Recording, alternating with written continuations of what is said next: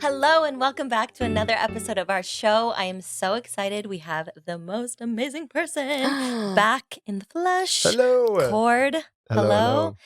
He is a magical movement coach and sweet. Also an astrology expert and a million other incredible things. All the things. And we just obviously everything. We had you on for an amazing episode about astrology. So if you guys haven't heard that, you definitely have to go back and listen to that or watch that if you're watching on YouTube. And you're back today to talk about Kundalini, which I'm really excited. Kundalini with Kjord. Amazing. And that's actually how I first met you and how we first crossed paths during COVID lockdown. You were doing these online Zoom Kundalini classes. Yep. And my best friend Kenzie, who is actually one of your best friends too, she had been doing your classes and I saw that she was doing them and just thought that it would be such a great thing to sort of tap into. Because for me, I'd actually for so long had a real resistance to anything yoga. And Kundalini is a form of yoga, right? Mm-hmm. Yep. Kundalini yoga. Yep. And so I say that like I don't know, but I do know. Yes, you do. So I had always had such a resistance toward any kind of yoga for some reason, even though my spirit knows that I would benefit so much from it. But when I saw like how much benefit it was giving all of my friends and giving Kenzie and I went on your Instagram and I stalked you and I was like, this is something I have to be a part of. Love that. I don't know if I should say it like that. No, but you were doing these online Zoom classes and something in my spirit told me that I needed to sign up and I did. And from there, it changed my life in the most wild of ways. It really saved my sanity during quarantine. It does that. It really saved my sanity. It gave me an energy that I had been missing. I definitely felt like all of my organ systems and my whole spirit had shut down because I was so engulfed in the feeling of fear, especially during the beginning of quarantine. I just did not know what was going on, like so many of us. And Kundalini gave me the space to reconnect to my spirit, reconnect to my body, being, stuck inside and being able to have such powerful movement and also feel like I could release some of the fear and maybe drain my lymphatic system and spike my creativity. Because once I hit quarantine, my creativity was gone. It was out the window. But as soon as I started doing Kundalini, I felt like, okay, I'm back to myself. And I feel like a better, stronger, healthier version. So I just wanted to talk a little bit about how you got started in Kundalini. I feel like that's a lifelong, multiple life journey. We want to hear about your background a little bit, so for sure. I'll tell you how I found Kundalini and then why it was very impactful at the time I found it, right? Yeah. So let me back this up a little bit too. So my best friend that I met in Utah, we moved out to LA together. We both wanted to be movie stars. You know why we come to LA, right? And I was working at the time. I got a job in cosmetics, was doing makeup, kind of climbed the corporate ladder when I moved out here, was kind of buried in kind of that world. And my friend was a dancer and she was an actress at the time. And she found her way into this yoga class and she had a very powerful experience. And she called me up and she's like, oh my gosh, you've got to try this yoga. This guy wears a pillow on his head. He's wearing a white. We were doing this crazy twisting thing. I was coming out of my body. It was so high. It was the times that we partied high, really good. And I wasn't even on anything. You've got to try it. It was really powerful. I was like, yeah. And she kept talking about it. She's like, you really got to come with me. I was so busy at the time. And it was actually a couple years later when I was running a bar actually on Sunset Boulevard and I got a pass at, a local gym and I was working out for a couple hours in very strong physical shape. And I was like, oh, I've got this extra time. I guess I'll take a yoga class. And it was perfect timing, walked into the class.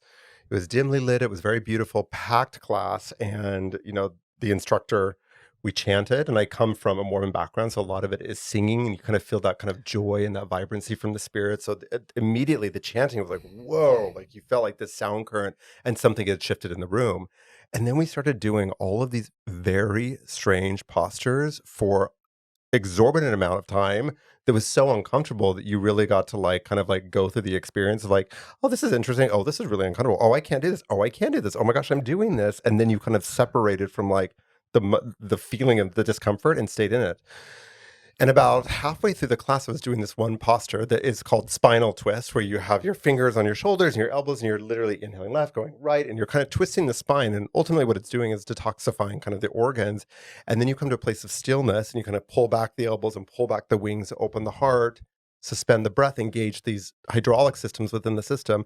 And then we came to sitting, hands down, and from my third eye, I literally saw my 5-year-old self like sitting in lotus pose at the end of my mat, knowing everything that the universe had to hold, but also seeing myself as a 5-year-old human. And he knew more and was more powerful than me at the time, who had like lived my life. I'd gotten all the things. I got the car. I've got the people. I'm like running the right business. I'm like, running this bar that is world renowned, and just tears coming down and energetically feeling like, oh, this is not where I'm meant to be. And I've been running away from who I really am. And he knows that. And I cannot run from my 5-year-old Buddha self. And so I just kind of sat there and cried and kind of went through some of the other postures, and it kept moving things through my own system. And of having like recollection of like, oh, I got beat up at recess at that time, which is why I would always hide at recess, because I was scared I would be picked on because I was different, growing up gay and like a religious, cult, so to speak, in Utah. And it just brought up like all of these feelings and remembrances of like, oh, but that's also who I am. And that's a pressure I've gotten through. And anyway, I got out of class, you go through the whole cycle of class of like, you even go into corpse pose where you kind of have the death of class and you come back kind of rebirth. And again, you chant this mantra, and there's even a song at the end, like, may the long time sun shine upon you, all love surround you, and the pure light within you guide your way on. And again, just tears, because I had heard words I think I had needed to hear my entire life that my family couldn't give to me, my best friends couldn't give to me. It was the sound current that needed to give that to me, my own voice that was kind of singing. And it just kind of stopped me dead in my tracks at 33 years old, which is actually, from being a child, I never thought that I would live past a certain age. I never saw myself getting old. It's like, oh, I'm going to probably die young. I didn't really see longevity for me, but just sitting there like, oh, this is the moment that things shift. Ooh. And that's kind of like a part of you did die away. And Exactly. you rebirth. Yeah. Wow. So from there, like, I kept kind of going back to the class and kept kind of having a similar experience, and kind of told my best friend about it. I was like, so I tried that yoga. Oh, by the way, after that first time I went out and like ran on the treadmill for like an hour, I had energy through the roof, because in Kundalini, you move through blocks, you move the systems, and all of a sudden you're just like, it's liberation, incarnate. And I love that you gave the example of that, because I'm always like, oh, is Kundalini going to work? Especially in the beginning, I would plan my classes for like 3 or 4 hours, because you're working with energetics and you want to be appropriate and you want to teach the postures correctly because they're so different and weird and interesting. But what I learned every time I teach is like, people are always going to have an experience because they're in their own systems and they're moving. So it's always going to work. And it worked for you the times that it worked for you. It worked like that for me.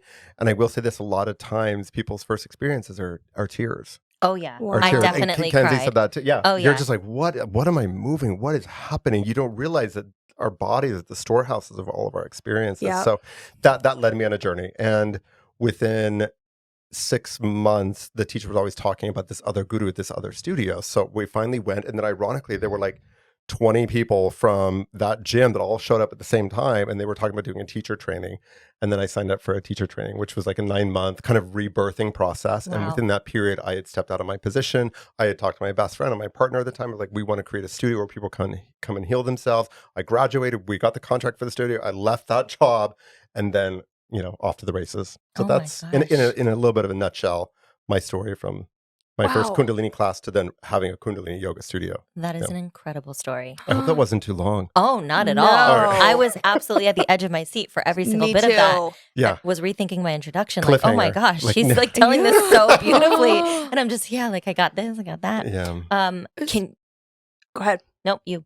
I was just going to say, I mean, I'm fascinated with the turnaround. So from the first time you went to a class, owning your own studio, I mean, I'm not a mathematician, but it's like 1.5 years. I mean, Yep. really? I think exactly it. So, I mean, I'm just curious, like your loved ones that were in your life then, I mean, what did they think? Did they think, because you're running the successful bar, you're doing all of these things, did they think you had lost your mind? No. Or was just the change so evident? No, when I talk about something, when I come to the place where I feel like I want to share, I expect that people have my side. And that's kind of how I was raised. So of course my family was like, oh, really? That's really interesting. Okay, cool. Like, and I set it all up. I'm not the one that's going to make kind of like crazy, stupid mistakes. It's Okay. like, this is what this is.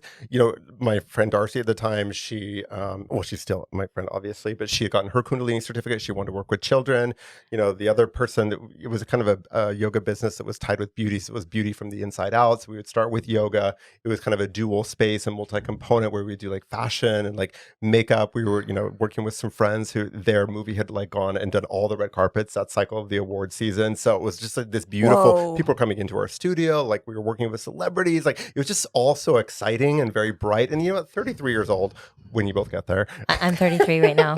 It's just a magical time of like everything is possible. And that's what I do it now. I don't think like maybe there's a little bit more of like, no, maybe not. But it was so perfect at that time. So they were in full support. Amazing. You wouldn't redo the Kundalini training?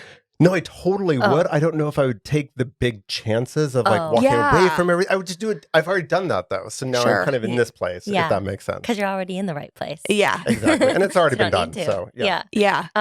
Can you go into a little bit about what Kundalini is? Yeah. And also the difference between Kundalini yoga and also Yes. Kundalini energy? Oh, Natasha, great question. So so Kundalini is just simply the creative force to raise the Kundalini. Kunda is just a coil. So it's an uncoiling of the creative potential. And that energy lies dormant at the base of the spine. So Kundalini yoga is to use a set of postures, kriya, which is like a complete recipe basically for a desired result, breath work, which is pranayam, mantra, which is like the sound current, and movement and meditation to kind of get yourself there to move the Kundalini energy, which is basically psychic heat, to move it through the chakras, which are the psychic centers, all the way up and out, including the aura, to shift and move the mind, to shift through waves of the body, work through blockages, etc. And the mind and body are connected. Mind, body, and spirit. Yeah. When you're doing something, and there's a different pose or a different kriya for every kind of ailment. So whether you want to like drain the lymphatic system or improve digestion, or if it's like a mental thing, you want to like remove writer's block. It's all connected, and so there's a specific pose and or kriya, which is a series of poses for every concern. That's exactly it. So in Kundalini, they are called kriyas. So Kriya, and you can just type it in like Kundalini to clean the liver or Kundalini for creativity, and a bunch of things are going to pop up. And then you basically get this recipe like baking cookies, and there's myriad of things from like just writing the words out to pictures of it. There's manuals that have it. And so that's really the beautiful thing about Kundalini. You're not really creating anything new because all of the kriyas have been created before. So incredible. So, I will say when I had first started and we were in quarantine, I was holding on to a lot of fear. I think I'd put on like 10 or 20 pounds of excess weight, and I wasn't eating like anything more than I had been, and I was still trying to move my body. But with Kundalini, every time I did it, I would literally feel the fear like releasing from my body. And I know the kidneys hold fear, and a lot of the organ systems, all of the organ systems can. And so I just remember feeling like I would maybe start a Kundalini class feeling like a blowfish, and then by the end, I would just have to like absolutely, and all the water would just like flush out of me. Yeah. Because every kriya, every kind of class, so to speak, will move the lymph. It'll move the waters, the garbage collector out of the system. It will recenter the chakras. And that's really the main thing about Kundalini is it's balancing the glandular system, which are the waters of the system, and the nervous system, which is the fire of the system. And we know that those two are really what create like human life, so to speak. Yeah. That is amazing. I want to like honestly pause and say, be right back. I need to go to a Kundalini class because this sounds so amazing. And I think, and probably for a lot of, if you guys are with me and have not really like dived into yoga too much yet, I mean, for me, I have this idea of yoga being boring, being slow, but it really sounds like with Kundalini, there's a lot of movement. There's a lot of energy. Yes. Well, can I say something about yoga? Because I'm in Please. school for Ayurveda right now, and I haven't done a yoga I haven't done a yoga teacher training or anything, but we did just do a whole class on yoga. And what I just learned, and I did not know, is that the poses or the asanas are literally only 1/8 of what yoga actually is. Now, Kundalini is a type of yoga, but yoga itself is a general subject. The poses are only 1/8. So we've got like breath work and the mantras and Are you talking about Patanjali's 8 limbs? Yeah. Look at you dropping knowledge. I was like, you go, girl. Like we're going right in. Yeah, so the asanas or the poses are literally only 1/8, and there's so much more that's about connecting to the mind and the spirit and removing all of these blockages from within to get connected back to what is true and what is the essence of who we are. And that's really what the concept of yoga is. Yes. And then when you talk about Kundalini, Yes. which we did not study in our class because it's like such a thing on its own. That's like a lot of crazy. I mean, that's when you do a Kundalini class versus a regular yoga class, and I've done both. It's very different because it's like with Kundalini, you're definitely relieving some of the stiffness and achiness in your joints, but like, and your muscles, but at the same time, it's not like, it doesn't feel like a stretching or acrobatic class. And like when you go to a standard yoga class in like, say, LA, it does feel like, okay, we're only focused on the poses and the asanas, and we're only focused on like the gymnastics of it, which is really like a Right. convoluted Yeah. version of what yoga really, really, truly is at its core. But with Kundalini, you get such a different thing because, like he was saying, there's these crazy postures that some of them you're holding for like 10 minutes or more. I think there's some that you hold for like 2 hours. I'm not at the level that I could ever get through that. Not right now. But there's this crazy breath work, and it's just so different from your average yoga class that you might imagine, or that I would have imagined before having taken a Kundalini class. Wow. Because, and you bring up a really good point, because the point of Kundalini yoga is to move through all of the systems, move the jittering, the fidget, the fidgeting, the distraction from the system. So you bring yourself to a place of stillness, or shunya, a 0 point, to then dive into meditation. Okay. So really the goal is to move everything out, clear everything out, to come to a place where you've returned to your original self. And then you dive into these meditations that can be, pranayama based, breath based, or they can be like sound current based through mantra, which is just using the tip of the tongue to strike the roof of the mouth, like you're playing like a musical instrument that activates the hypothalamus and the pituitary gland. That then it's almost like the top glass of the wedding that you're pouring the champagne in. Once that gland pops open, all the other glands start opening, and you're like, wow, this is me. Kind of like what you were saying, like I didn't feel creative, and then all of a sudden I started feeling creative. Yeah. But backing up a little bit, like all yoga is union. Yoga, to yoke, to have a union, to have a relationship with self. And I also, like you, I was not really like, I don't want to do yoga. I don't want to just like be in these really uncomfortable postures. So I really like Kundalini because I call it like the spinning of yoga, the spinning class of yoga, because there's a lot of movement, there's a lot of breath. In fact, it shouldn't even be called Kundalini, it should be called breath yoga, because there's just so much breath to move, and you're just really intoxicating your system by opening up your heart chakra. Oh my gosh. Which moves out and clears out the fear because they're in the same area, balances like the upper triangle and the lower triangle, which, Kundalini does all those things. And I think the benefits of something like that might be misconceived as boring, like even meditation.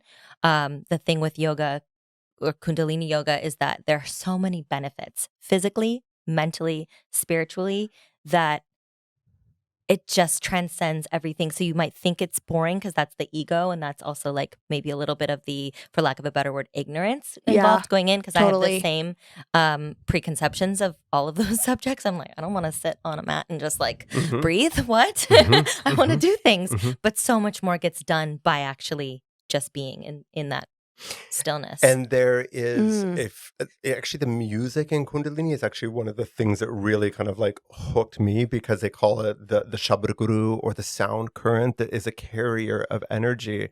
And they say really the key to understanding reality is to understand the sound and then to resound in the sound.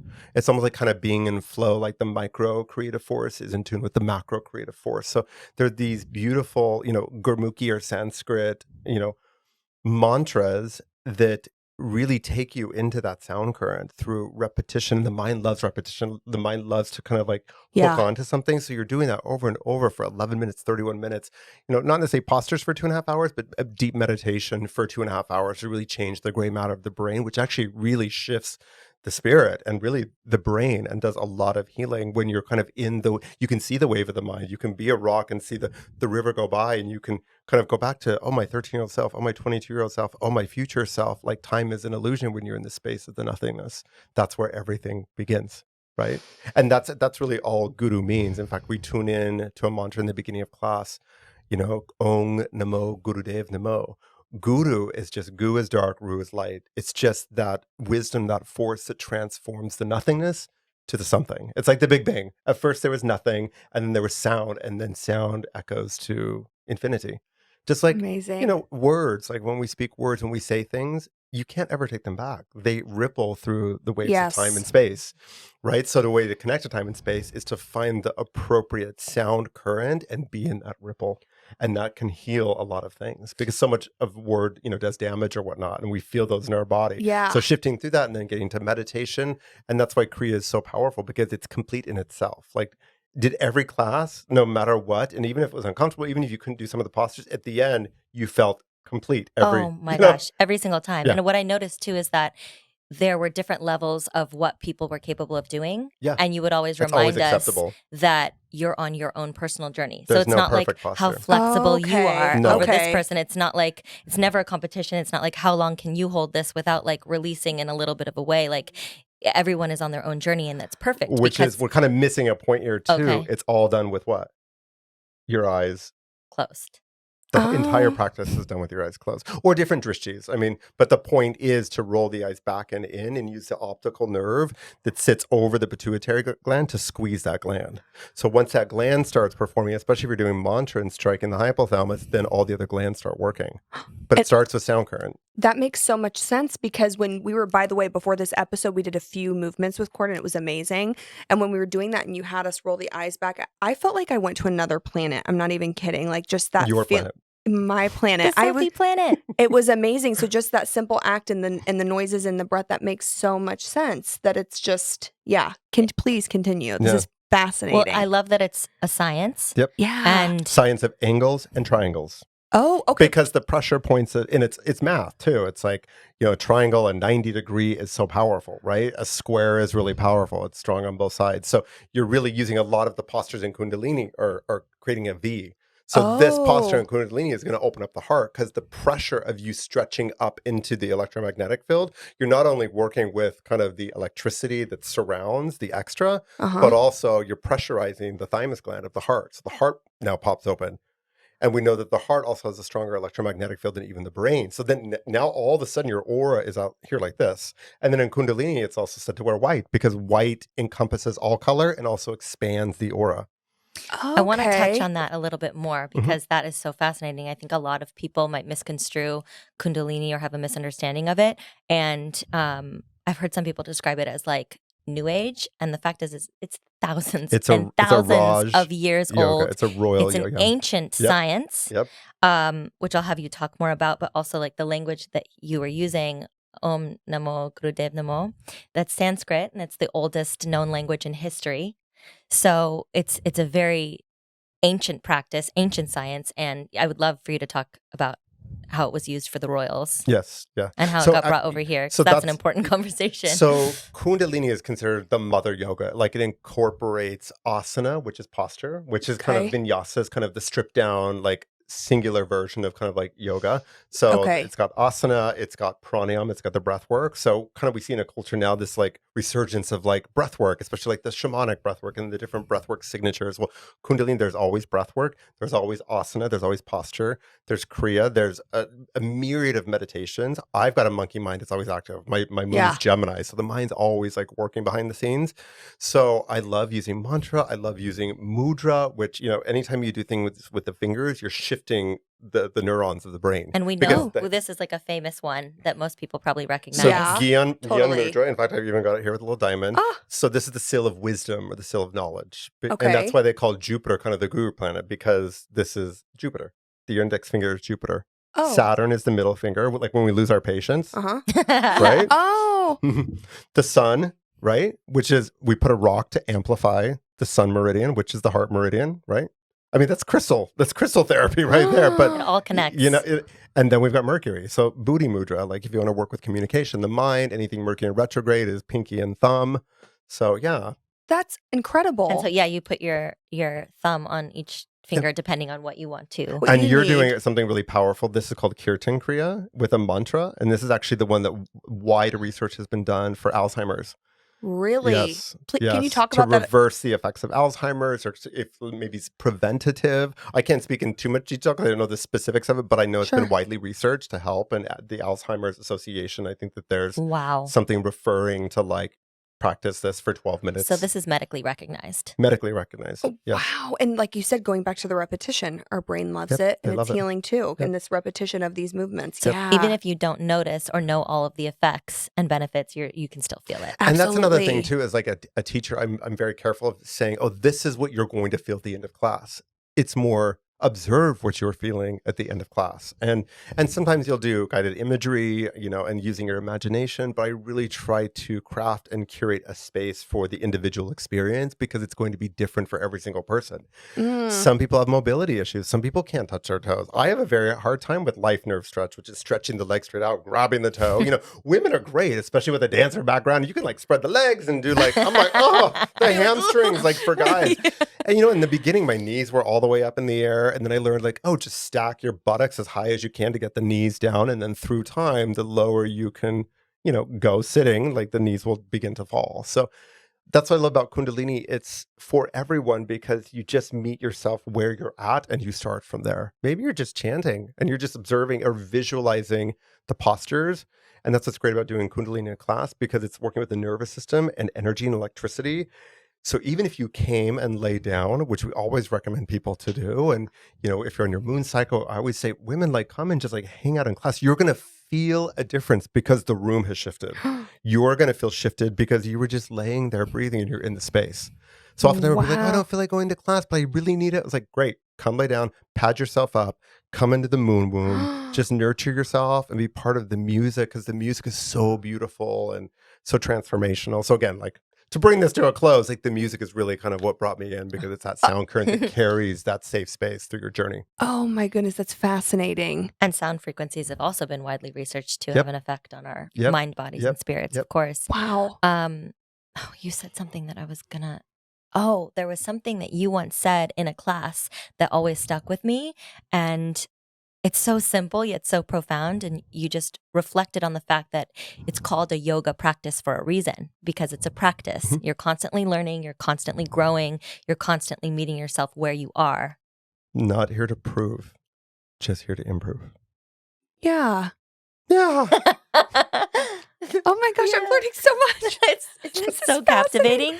And honestly, kind of like you were saying too, and touching on what you're talking about, observe your experience. That really makes the attendant an active participant in the course of the class. You're not just sitting there. You're not just, it's like you're observing and it's kind of like, sounds like the Kundalini guru. Is that what? Teacher? Okay. The Kundalini teacher is like just. Because the guru is you. In Kundalini, you are the guru. Because you're learning through your own pressurization and the discomfort of the postures who you are. Oh, this is how I show up. Oh, this is the time I actually need to take a step back and take care of myself. No matter, these people are all standing on their shoulders with their toes pointed perfectly, but you're not seeing that because you're doing you right now.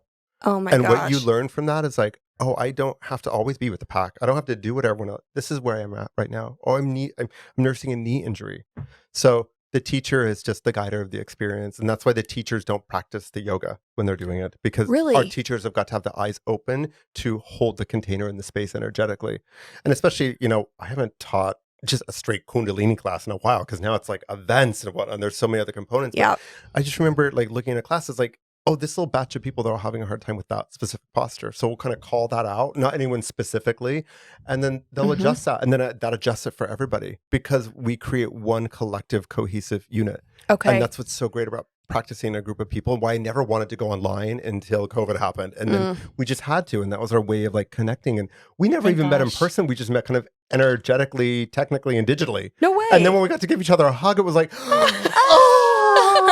it was like all the recipes came together. We made cake, Peter made cake. Peter Peter always makes the best cake. Amazing. So when I was doing my research for this episode on Kundalini, it was hard to find information that would come up without mentioning Yogi Bhajan. So I just wanted to touch on that. I know there's a lot of controversy now surrounding the Kundalini community because of this man. So I just wanted to give you an opportunity. I know you don't speak for the Kundalini community as a whole. You're not representing every single person of this community, but just maybe your personal thoughts on that controversy and how someone that's listening can separate the criminal actions of Yogi Bhajan from the practice of Kundalini. Well, I think you touched on it right there. I think that, he was a human. He made choices and he brought on more karma for himself. Yogi Bhajan is the person that brought Kundalini over here. And he was very much revered. And I think people had an experience and they followed his teachings. And he obviously gathered followers, not kind of by his own accord, but it gave him power and put him in a certain position, like we always do with people. Like we want to give away all of our power to somebody else. Because like, just tell me what to do, and if I put all of my belief in you, then I just follow you, and then I'm good. I don't think for myself, right? Not these times today, but that was the time back then. Yeah. And it's interesting because he did so much great things for women and created women's camp and whatnot, but there were clear abuses of his power that have really come to the forefront. They've always kind of been there, but I think they've been tucked in a corner because people had experience and people really loved the practice, that they were very devotional, including myself. It was very devotional. But you didn't know what was going on behind the closed I never met doors. him, and this stuff happened before my time. Okay, yeah. You know, so I want to be careful not to speak about things I didn't directly experience, Yeah. because Sure. I will say this, I totally believe the women. But I also don't think you can throw the baby out with the bathwater, because I don't think that he was an evil man. I think he made very bad choices, and they call Very him a bad. Saturn teacher, and he brought on a lot of karma. But I don't think that you can discount everything that he had to say and things that have very much resonated with me as a person. Now, you know, the revelations came out and they've definitely divided the community. Many people have stepped away, have resigned, and given books back or whatnot. So it's created a lot of disharmony. But what is so beautiful about that is it kind of took him off the top, because everything was Right, like, because he do it didn't the way bring that- it here. He's not the creator of Kundalini, and I think that's the most important thing to remember in this. So we're going to get kind of specific, because he is the creator of the Kundalini yoga that we know. It's called Kundalini, as taught by Yogi Bhan. What he did was he combined movement and posture with the Sikhism. So with kind of like the spiritual order, they call it the path. It's not a religion, but it is kind of a path. So he brought kind of that meditation-based, very devotional practice with movement, which those are opposing sides in India. So a lot of Oh, that's Indians, interesting. yeah, you got a lot of flack for that, bring it here. But that's actually what kind of works here, is kind of the musicality of things and the kind of the sound current and also the movement. And that's why I love it, because it's so complex and it's so thorough and it's so detailed how it moves through the system. But anyway, kind of getting back to some of the drama involved. Yeah, people have kind of moved away from the practice, but it's not about the teacher. It really is about the teachings and how they make you feel. And I even went through a time where I kind of moved away from the practice, just to be like, okay, how am I perpetuating maybe some institutional things that are maybe transgenerational or systematic, that I started kind of like feeling like, well, maybe I've experienced that too, a little bit, in a way, not necessarily the sexual abuse allegations, but just kind of some of the institutional things that were set up, and really take a step back to, how is this working for my system? Is it working for my system? And then kind of came back with kind of a fresh perspective. But I know there's a great divide within the Kundalini community in regards to that. Well, I was going to ask too, along with what you're saying, kind of separating this man from the practice and not throwing the baby out with the bathwater. Are there ways for people who might hear about this controversy and be a little hesitant to get involved with something like this, 1,000%. to incorporate Kundalini without maybe fully immersing themselves into the community? Mhm. Okay. So there's a few different resources. So 3HO, Healthy, Happy, and Holy, was kind of an organization that he set up. But what's great about that is you can find the Kriyas on there. You can find a teacher that is local to you. So what I would recommend is find a teacher online that you resonate with, that has the vibration and the frequency that aligns with you. Okay. I would also see if those classes are current since the allegations have really come through, and since there's really been like a strong stance of like, this did happen, there was a clear investigation in the community. And I don't want to spend too much time on this, because Sure. it's all out there, like the research is there.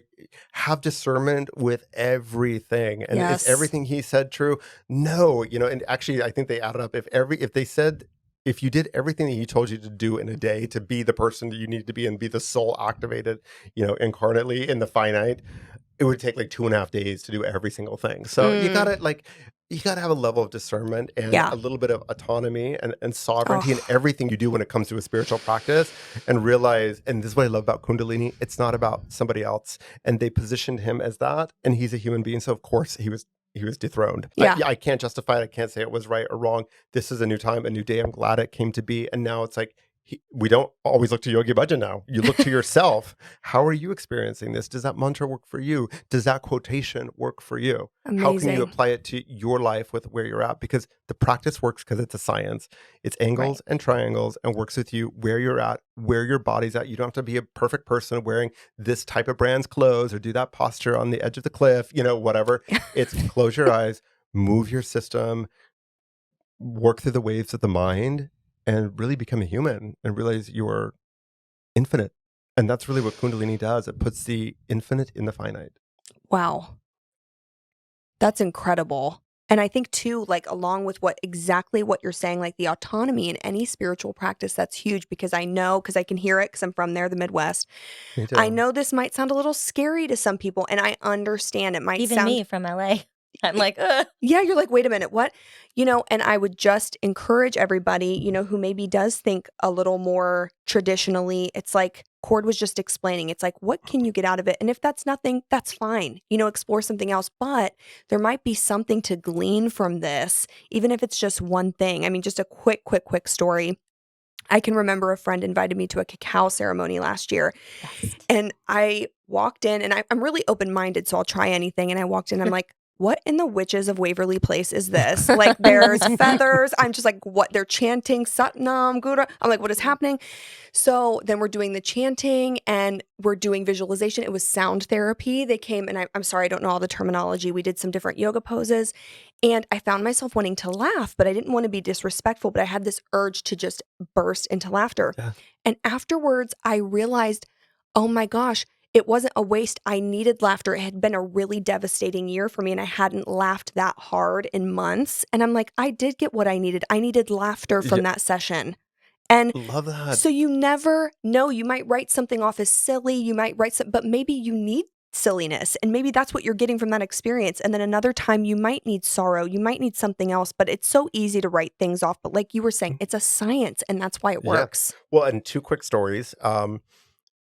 We make so much noise in Kundalini. In fact, all the studios are like, "Oh, it's a Kundalini class," because Really? we scream and we yell. And there's times that like you're kind of like are done with like the hour of the movement, and you come down and you just and I'm always like, yes, say it for the group. Like you feel things. And then also one of my friends from Utah who's not into any of this stuff, and she's a bigger girl, so she has kind of a harder time with like kind of movement and some of the postures or whatever. Well, when we come up from Shavasana, we do this thing where we tuck the knees and we kind of roll on the spine or whatnot. And I was teaching a class, and we were in this very tiny room. There were like 40 people in this room that's like probably actually this size, and you're like elbow to, it's like practicing in India. Oh wow. And so it was dark in there, and she's the funniest person you'll ever meet, a Capricorn actually. And so I had dragged her there because like, if you're coming to LA, you're doing all the classes. I was teaching 7 classes at the time. It's like, you got to come. And so everyone's rolling, and all of a sudden there's like and I'm just like, oh, I was like, Jennifer, if you start laughing, because I mean, that's just something she would laugh at or whatever. Oh, but she wasn't the one that did it. So we kind of like bring the class to a close, and then like the light's gonna come on. This girl like bolts or whatever, and I was like, oh geez, like whoever that was, I feel really bad for her, whatever. I was like, just thank you that Jennifer didn't like totally break out in laughter or whatever. So we ended up leaving or whatnot. I was like, Jennifer, I was so proud of you that you didn't laugh at that girl. She's like, that girl was me. She's like, that was me. She's like, and that girl that bounced, she was right next to me. So you never know what's going to come from a Kundalini class. You don't know what you're pressurizing. You don't know She you're needed that relieving. release. You need the release. And honestly, that's the best thing about Kundalini. Did you not feel that? It's like, Yeah. we just hold so much. It's like when you're done, you're just like, Yeah. Oh, and the thing with like gas too, it is energy. It's totally relieving, energy, whether yeah. you're like burping or Yeah. it's coming out the So- other way. Absolutely. just amplify your story. You never know what's going to come of a Kundalini class. Yeah. You never know anything. Oh my gosh. And that really ties in. I love what we're talking about, releasing in the body. There's a really good book called The Body Keeps the Score. And it's a medical book all about how trauma is literally stored in our Yeah. physical bodies. Yeah. And it sounds like Kundalini is a great way to release. So healing. Yep. Amazing. In fact, it's really powerful in the addiction community because talk about you that. know, you get so entrenched in the cycles of of your life and the kind of the depression and the addiction. And there's actually very specific meditations that work through addiction. And we're all addicted to something. In Yeah. fact, ultimately, we're addicted to our bodies. Like, think about it. Like, we have a hard time with death. And actually, I did too until I found Kundalini. I was like, oh, it's just a continuation of life. But you know, when you can shift the mind, when you can shift the breath, when you recognize that there's another way and that there's more possibility and you get another chance, because in all these postures, the greatest thing about Kundalini is you get a chance to begin again and begin again and begin again and begin again. And that's why it's really great for the, that community. And I also say too is like I feel like Kundalini finds people when it's appropriate. When you go to a Vinyasa class and it'll be super packed, yeah, Kundalini maybe not so much because it's really working on your nervous system. So it brings up a lot of anger, a lot of movement, which are all the kind of the things that we store down or block or put walls up, and that's where addictions come in. So it works to kind of move that stuff, and then we get to like tap into that in our personal space in a safe space. We get to kind of move through those energies, and so Kundalini will often find people. I say it finds people in the spaces in between. Oh, okay. So really it's important for people, and Natasha, you'd probably know about this too, for people to be prepared.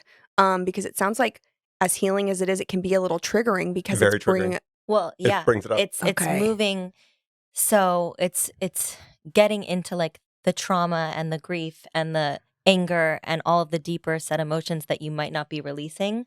So you do have to be set and prepared to be able to feel those feelings, Okay, because good to know. most likely if you give yourself over to the practice, those things will come up. And that's kind of what you want, because my whole thing that I love to go by is feel it to heal it. Mm-hmm. And Love it. I used to have major problems with addiction to alcohol and to drugs.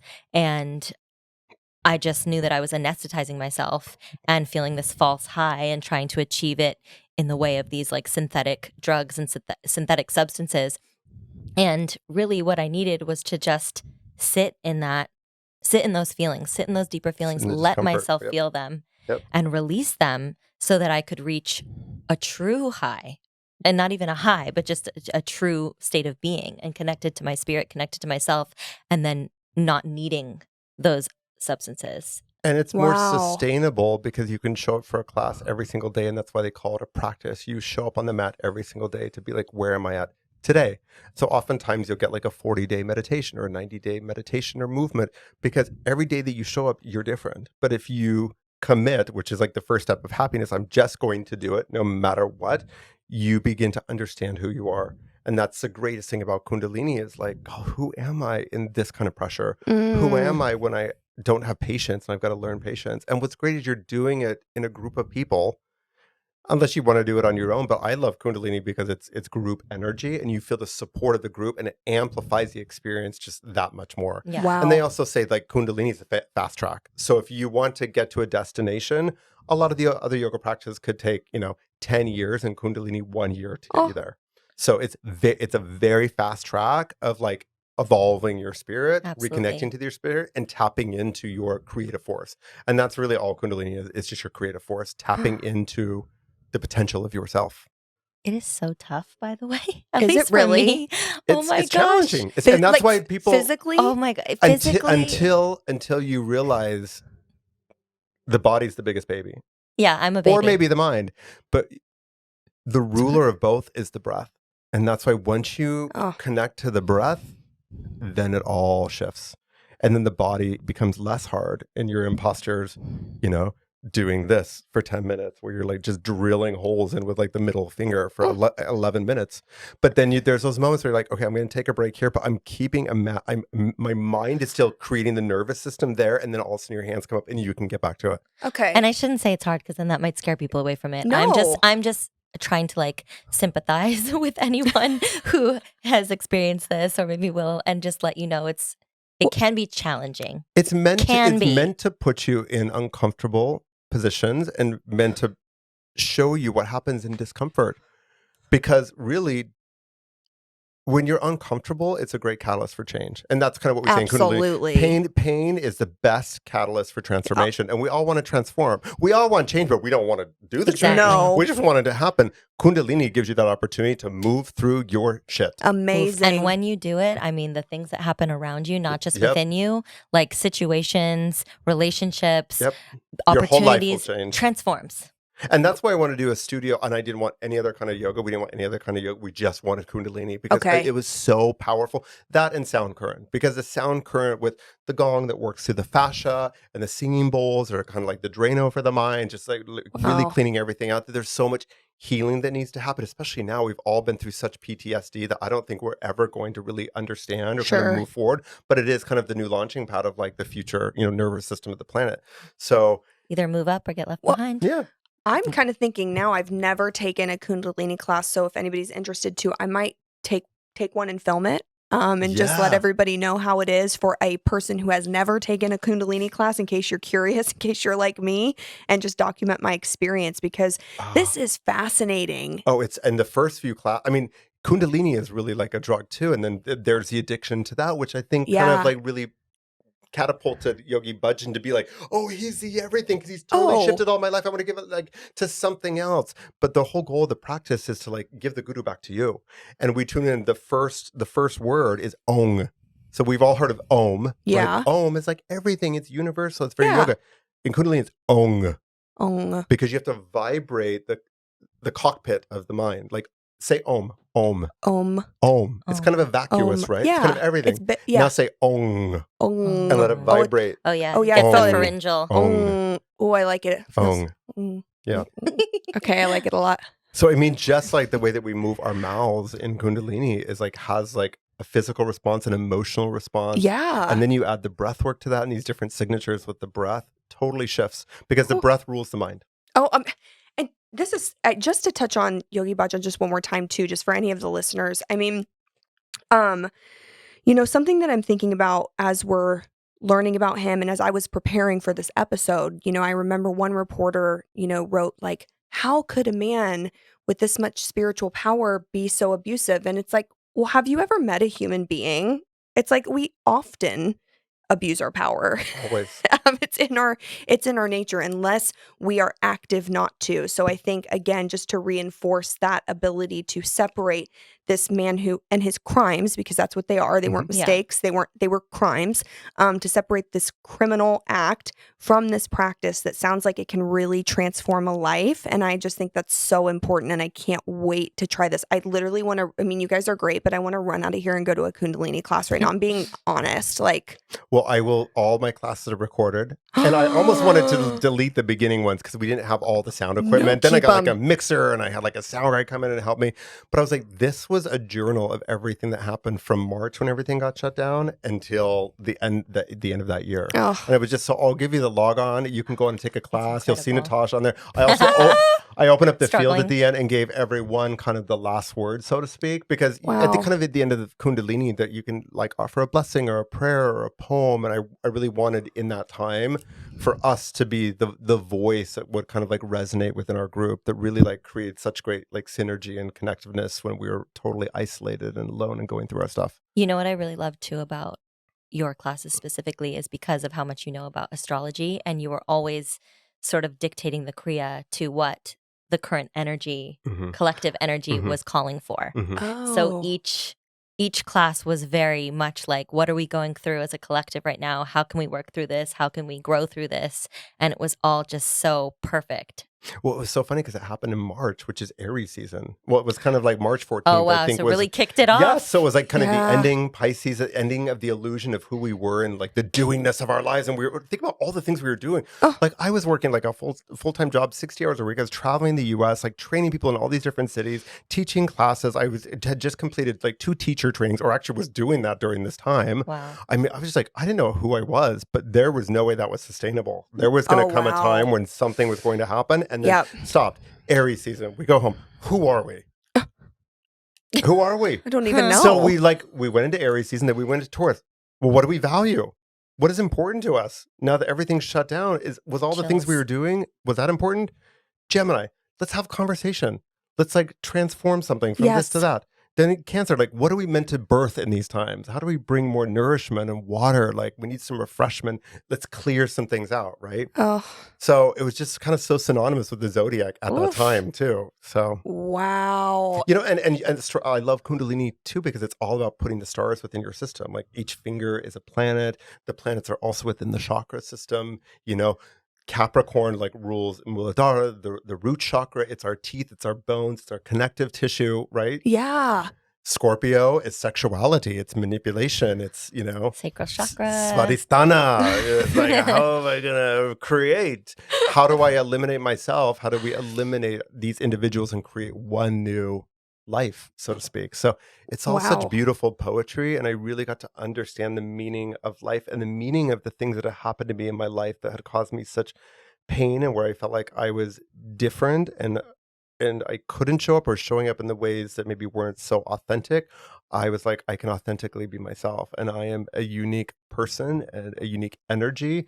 I chose to be a male in this lifetime. I chose to be painted in this skin color for a reason, which has been so really interesting the last couple of years too. With, I was like the pinnacle of like, it's the white man that has like destroyed everything on the planet and taken control of everything. And now it's the antithesis of anything that's acceptable, and now it's like the BLM and the Asian hate. It's so great that now these things have come to the focus for us to understand different cultures and where there's been different pain and discrimination. Absolutely. Like, you know what I mean? So it's been so great now where I didn't know what I was blessed with before until realizing the stories of like how other people had suffered. Even being gay, I was like, well, that's my unique perspective, but I'm still a white man. What has been given to me that I don't understand that is privilege until you understand how people have not been privileged. Yeah. Thank God for the female voice to wake up in all of these different systems, from Hollywood to the yoga world, so, and to get us to a place where that can never happen again. And that's what is so necessary, because through time, and that's why, like, even look at the thyroid. Like, women have so many issues with the thyroid because throughout the dawn of time, we've always chopped women's heads off. Women cannot have power. Even looking at the left side of the body, it's the darkness. Women know how to operate on multiple levels, not just of the conscious reality that we live in. Yeah. And there's a power there that over dominates men that are almost like single-minded. We got to fix things. We got to like do something. And the women are like, oh, I can operate in this space where it's not there and it's not here. And that's a power men don't understand. But because men were, we've got the fight in us and we make the decisions and we're the power, that now it's like the voice is the power. The word is the power, and words create our worlds, and we're creating a new world with the activation of the female voice. But it can't now do the opposite and be dominant feminine. The divine masculine also has to wake up, and the divine feminine is what's guiding us there.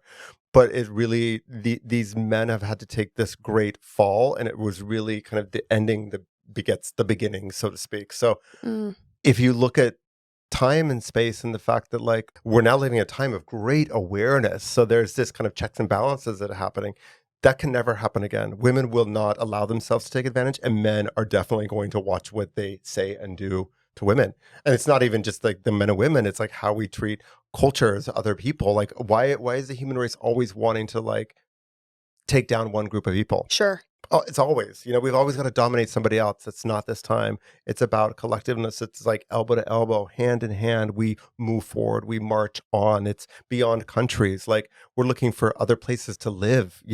How are the aliens ever going to make contact when we can't even get along with ourselves? Absolutely. I know they're waiting. They're like, you guys can't take this. They're just like, you people need to pull your shit together. Respect each other. Love each other. Because can you imagine what we did if we had that kind of like respect for ourselves and for every other person? It'd be a completely different planet. Oh my gosh. So you're absolutely right.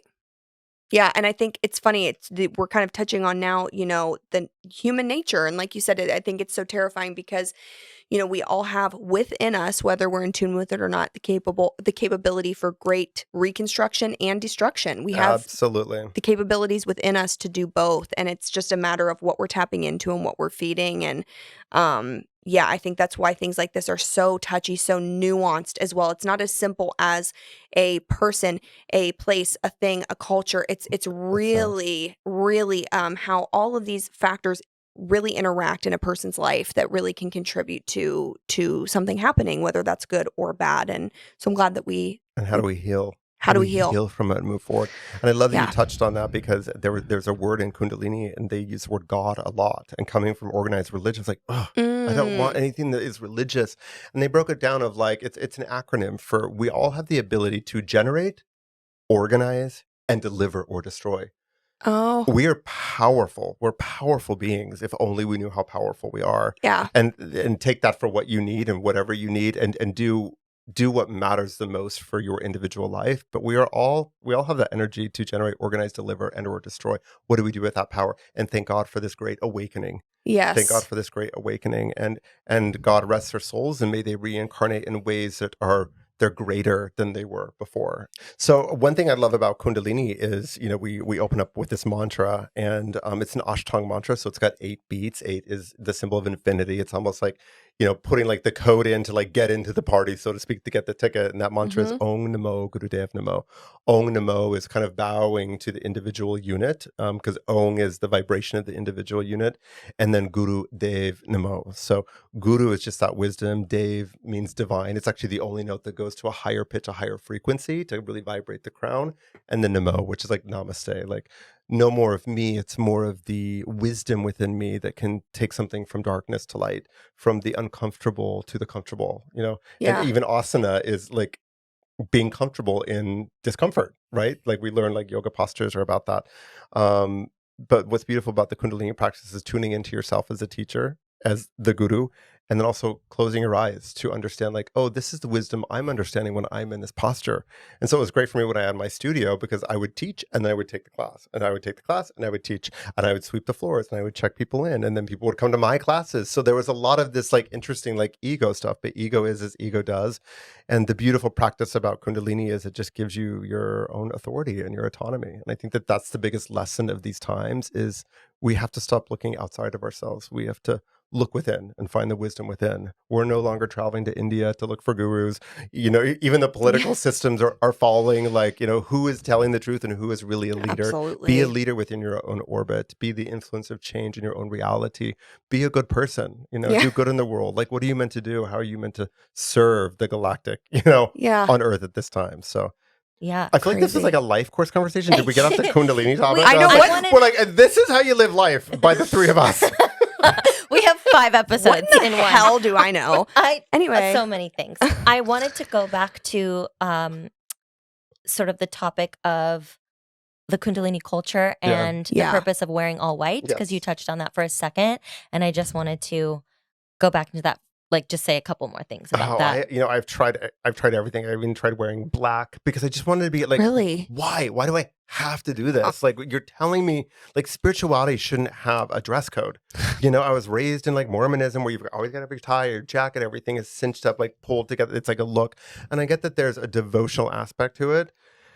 But really with Kundalini, when you're clearing and moving that much stuff, white and natural fibers, they really help you. And flowy fibers. Like when I first got into Kundalini, I was telling my partner, because he was in fashion at the time, and my favorite brand at the time was Balmain. And they actually, these pants, name dropping, this is terrible. They should sponsor you. No, it's like very loose transitional life clothing. And the Kundalini clothing is so beautiful and very royal, the way that you can kind of wrap your head, or like wrap a scarf, or like have something that's longer that you can pull up, or you can take it off, or you can pull it back on, or pants that you can stretch in, like linens, and like, just 100% cotton. It's beautiful clothing to allow you to do these crazy postures, because you want to be comfortable. You don't want anything super tight. And the white just kind of helps you stay in the vibration of clarity and purity. I hate the word purity, but just kind of getting back to kind of the base essence of who you are before all the shit happened. And helps you release, like when you wear black, which I love to wear. And Absorbs.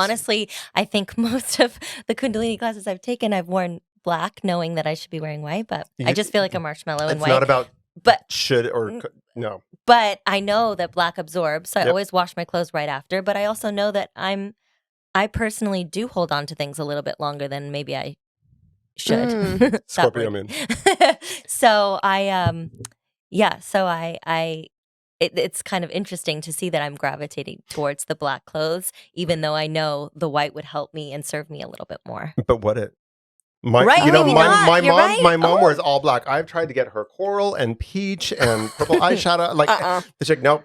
Black, natural. And that's what makes her feel comfortable. You should do Kundalini in whatever you feel comfortable. Because at the end of the day, why? Your eyes are closed. And you're your own guru. You're your own guru. It's like, if you want, and there's actually a Kundalini teacher that he wears always black, like a black turban and whatnot, and it works for him. I just tried it and I was like, okay, that doesn't work for me. The turban doesn't work for me. At times, like when I'm in very deep meditation, I will cover my head to keep the energy flowing. Okay. In the spinal column, and especially early morning when I do like the 2.5 hours in the mornings, the Amrit Vela, I will cover my head in the mornings because I just want to be contained in my own field. But they say as a teacher too, like you got to be careful because all that stuff is being projected at you, and that's what teachers especially wear white, so you can reflect back all the stuff that's being projected at you, all the anger, and just, that's not mine, it's yours. We also kind of sit up on a stage, not because we're better than everyone, but so that our heart chakra can reach, the group, so to speak. So if you see Kundalini teachers that are kind of sitting on platforms or whatnot, also visible to a group of people, because a lot of Sure. it is sitting and moving, like the spine to move the psychic heat. But you should do Kundalini however you feel like it, and dress however you would like. And these are the options. You can cover your head. A lot of people feel like, I need to do that. Otherwise, I feel like everything's kind of popping out. And, Yeah. I want to keep it contained and moving up and down. But do what feels right for you. I just like knowing the science behind it. So I'm really glad Totally. that you explained all of that, because I love knowing the why. That's my ego self, wanting to know why, how. Why? We brought this up earlier, but you just wearing white is not spiritual. It's not the way you do. It's like, be spiritual, just be you. Yeah. And the more you do Kundalini, you're gonna be like, I'm gonna be a badass. I'm like wearing purple all the time. Like, Yeah. then do you. Like, Yeah. show up and wear purple all the You time. might need the purple healing. Yeah, exactly. Yeah. And we know the color is frequencies of light. Mhm. And just to get back to like Kundalini and the chakras, and all chakra means is wheels. So it's these psychic wheels. And once you kind of turn on that heat from the navel, it goes down, starts the Muladhara wheel, comes up, like works with like Svadhisthana, gets the waters moving, coming up into the fires of the system.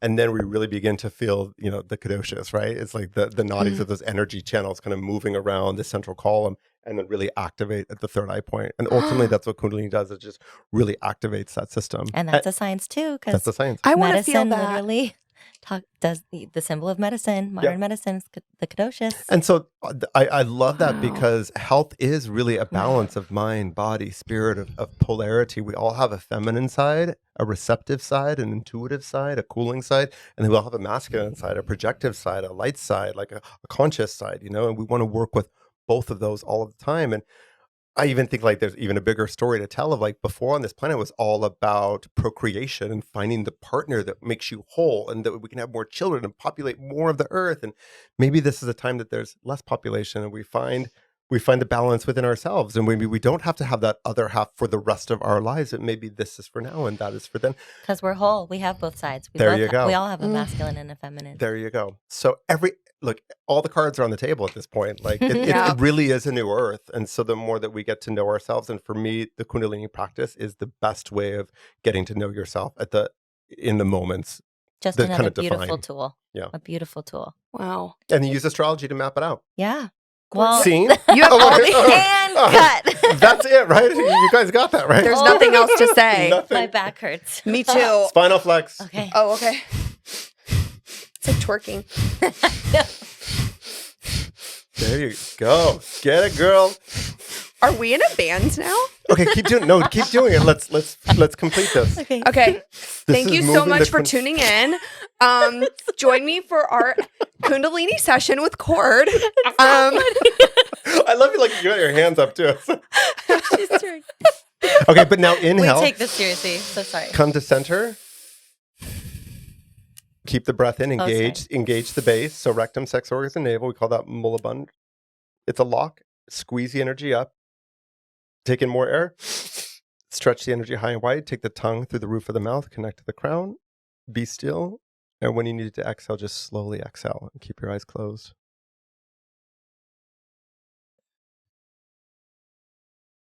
And just listen for all the sounds.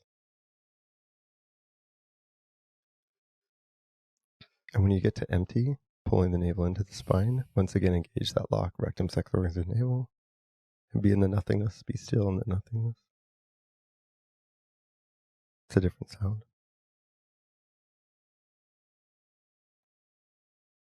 And inhale. There you go. See? It's like you never know what the sounds are. Oh my gosh. I can already tell. I mean, just in that 2 seconds or whatever it was, I feel very relieved. I'm like, I can't imagine what a session of this. I mean, you're talking 2.5 hours. That's just. Or days. There's also white tantric yoga where you go for 8 hours. Each of the postures are an hour long. It's kind of like holding up. You're gazing into a partner's eyes. You see their pirate lifetime. You see them as Cleopatra. You just see all of a sudden the mask.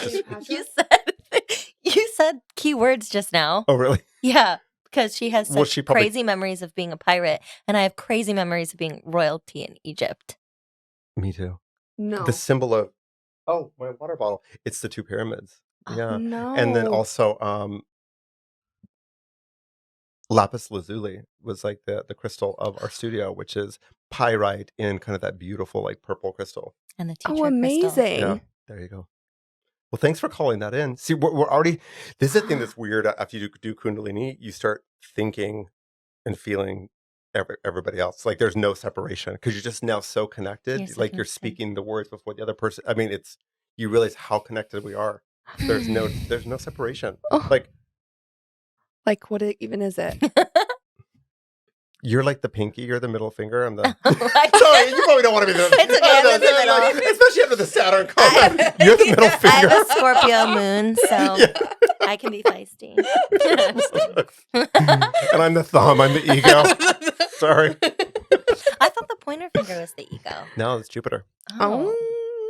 Thank you so much for tuning into this episode. We hope you learned something new. And thank you, Kjord, for Such a teaching us pleasure. all of these Thank you. amazing things. Where can people find you?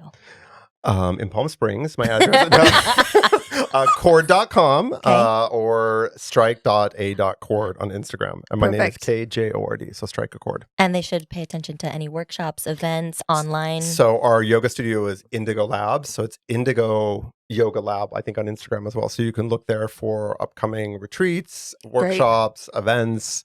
Our gatherings are so, like, the community is, I mean, it's so so beautiful. sparkly, like these ladies. It's just, we have the best time. So, yeah. Okay. And please DM us and let us know if you do attend a class, if you do go to an we'd event. love to hear back. Yeah, please let us know. Absolutely. Yeah. Thank you And so much. maybe we'll do something on, I don't know, maybe we do something. We do like a little class. And, I would- don't know. Yes. I would love. Oh, our producers Our are saying producers yes. have 2 thumbs They want up. the content. Yeah. I mean, we've got the great background. I mean, this Stop. sound stage is freaking amazing. No. Yeah. Amazing. Okay. As long as you put me on a platform. Oh, absolutely. The stage is yours. Here, you can stand on this. Totally. I don't know if I could sit on that. Do a little Yeah. performance. Thank you guys. Thank you so much. Till next Bye.